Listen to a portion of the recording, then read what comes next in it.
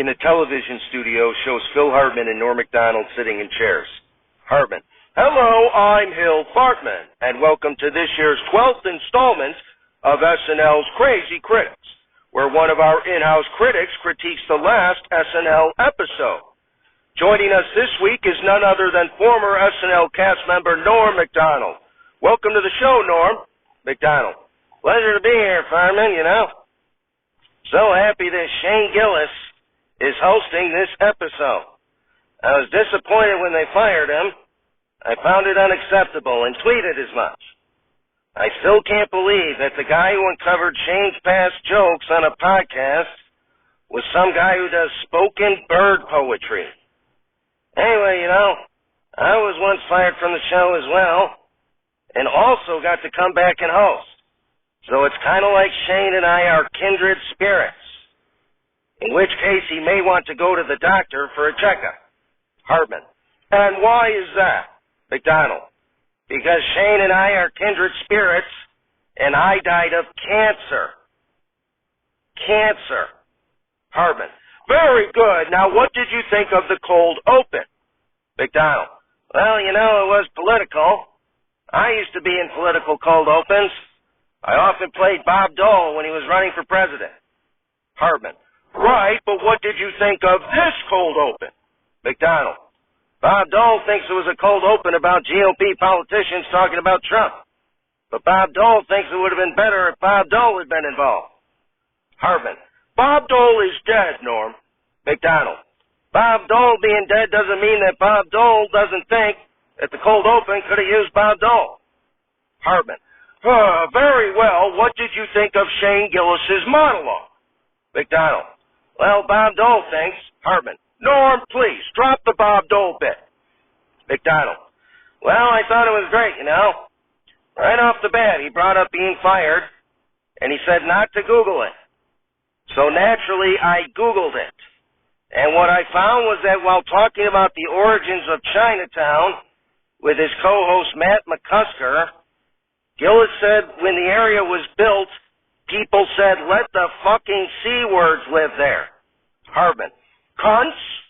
Macdonald: no, not that C word. The C word about Asian fellas. It rhymes with twinks. So anyway, he said that once on a podcast, but now he's back.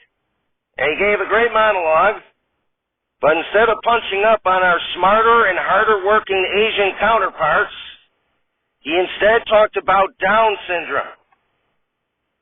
So you can't joke about Asians, but retards are okay. I don't get the culture, Fartman. I don't know where the line is anymore, but Shane was as funny as ever. Hartman: okay, and what did you think of the first sketch, Church on Vacation? Macdonald: well, it was a funny premise with Shane as a dad, with his wife and 2 kids as a Catholic family on vacation in Jamaica, but they still found time for church. But church in Jamaica, believe it or not, was full of black people, and Shane and his family were white. Comedy ensued. Ego was great as the Jamaican priest, and Shane tried out his Jamaican accent, which almost made him break, which was great. Hartman: very good, and what did you think of the video sketch, Rock Bottom Kings? Macdonald: well, this video hit close to home, as I was a degenerate gambler once upon a time. It was about betting on props about your friend hitting rock bottom gambling. It felt like if I were Asian and they were using the C word over and over. But is anyone going to get fired? I doubt it, because no one gives a shit about degenerate gamblers. Hartman: no, they don't. Anyway, what did you think of the next sketch, HR meeting? Macdonald: this sketch was about employees at an HR meeting where it's explained that asking out coworkers is frowned upon, and that if you ask them out once, you can't ask again. Well, Shane's character asks out Chloe Tro's character, and she says no. He then asks out Ego's character, and she says yes.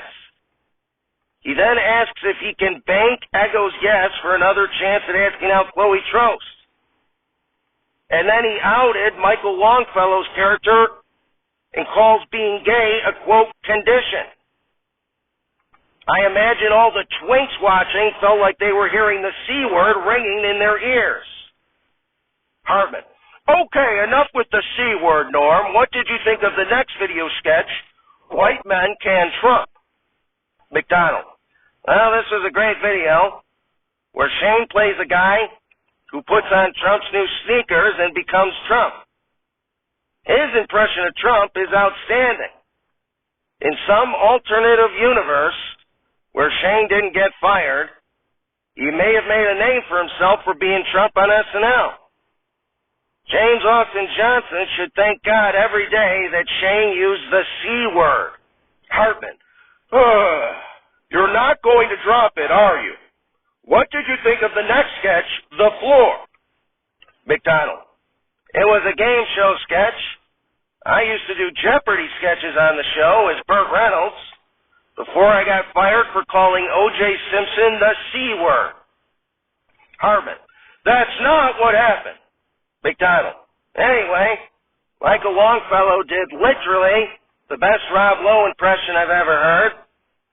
And Shane was hilarious as a contestant who was afraid to name black people in case he got the answer wrong, until he got to Cleveland from Family Guy. I once voiced the Grim Reaper on Family Guy until I got fired for calling Seth MacFarlane the C word because of his squinty eyes. Hartman. What did you think of 21 Savage's musical performance? McDonald. It was great. The song was called Red Rum, which I'm sure was an ode to The Shining. I once met Jack Nicholson, and I called him a dirty C word. Hartman. You are driving that C word joke into the ground, Norm. McDonald. Was that a knock on how Asians drive, Hartman? Hartman. It most certainly was not. Moving on, what did you think of Weekend Update? McDonald. I hosted Weekend Update once upon a time. Hartman. We know, Norm. McDonald. Anyway, I thought it was great as always. A lot of good political humor, though it was a little light on the OJ jokes for my liking. Marcelo played a frozen embryo for some reason. I'm not sure why, as I don't follow the news. And then Bowen Yang. That's right, Bowen Yang came out and played Truman Capote, and he shit all over women everywhere with his sexist commentary. That little inconsiderate C word. Hartman. Nor! McDonald. What? I meant cunt. That little inconsiderate cunt. Hartman. Moving on, what did you think of the sketch Greenbow High School Reunion? McDonald. This was a great premise, with Shane playing a bully who peaked in high school, only to have Forrest Gump end up as the most successful member of the class, who lost his friend Bubba to a bunch of C words in Vietnam. Hartman. Nor! McDonald. Charlies. A bunch of Charlies in Vietnam. Hartman. What did you think of the next sketch, Sex Stuff? McDonald. It was an ad parody where average-looking guys could get ugly sex dolls called Fuglianas. It was funny, but the problem with the sketch is all the women on SNL now are super attractive, so it made it impossible to buy them as being fugly. Hartman. Okay, now moving on. McDonald. Hey, Fartman. Hartman. What is it, Norm? McDonald. The C word. Hartman. After 21 Savage's second musical performance, what did you think of the last sketch of the evening, Ads? McDonald. The sketch was about a few friends who are trying to convince Shane's character that their electronic devices spy on them and know what they're talking about and doing. But if they think that's bad, they're lucky they don't know about ghosts. Us ghosts, all we do is spy on people. And guess what, Hartman? You're going to tie in a joke about the C word. McDonald. Nope. Dead from the earth, we're not alive. It's Saturday Not Alive, starring John Belushi, Chris Farley, Phil Hartman, Jan Hooks, Norm MacDonald, Gilda Radner, Danitra Vance, and with many other special deceased contributors.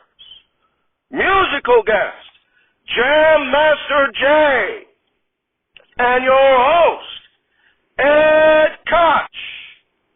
Everybody, Ed Koch. Applause, applause, applause. Shows Koch on stage who says, Thank you, thank you. Let me first say that the rumors about me were true.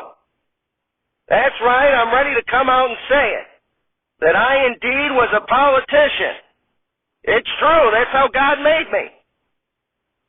I was also a lawyer, political commentator, film critic, and television personality. I served in the United States House of Representatives from 1969 to 1977 and was mayor of New York City from 1978 to 1989. Applause, applause, applause. Koch. I was a lifelong Democrat, but was a liberal with sanity. As mayor of New York, I used to ride the subway and stood at street corners greeting passerbys by asking how I'm doing. And I was known for my wit, with some of my famous lines including, on the occasion of my primary loss to David Dinkins, the people have spoken and they must be punished. And I'm the sort of person who will never get ulcers. Why? Because I say exactly what I think. I'm the sort of person who might give other people ulcers. And finally, if you agree with me on 9 out of 12 issues, vote for me. If you agree with me on 12 out of 12 issues, see a psychiatrist. Maybe because of my wit, in its 8th season, I hosted Saturday Night Live.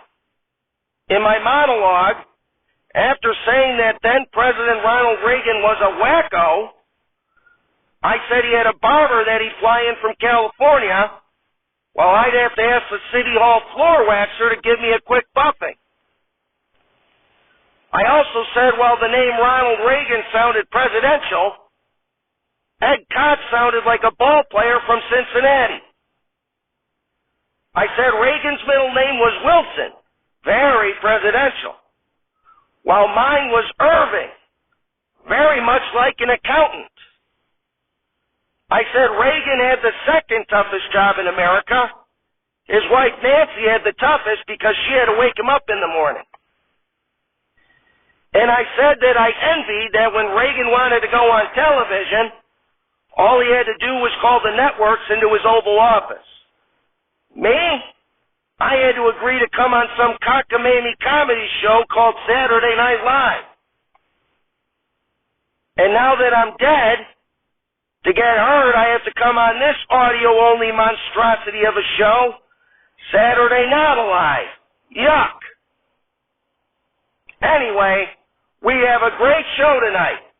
Jam Master Jay of Run DMC is here, so get ready for Sucker MCs. We'll be right back.